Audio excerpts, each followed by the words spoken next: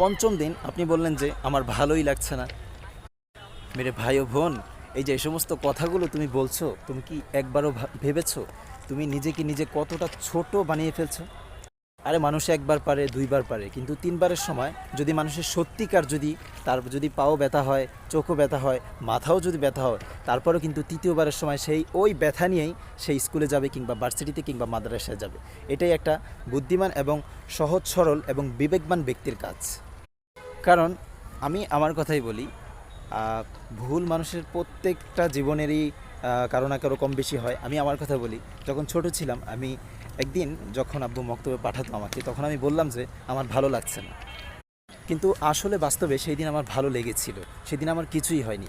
দ্বিতীয় দিন যখন জিজ্ঞেস করলো, তখন আমি বললাম যে আমার কেমন জানি লাগতেছে, শরীরটা একটু ব্যথা ব্যথা করছে, ছোট ছিলাম তো তাই এগুলো বলছি। তো তখন দ্বিতীয় দিন আমি এই কথা বললাম,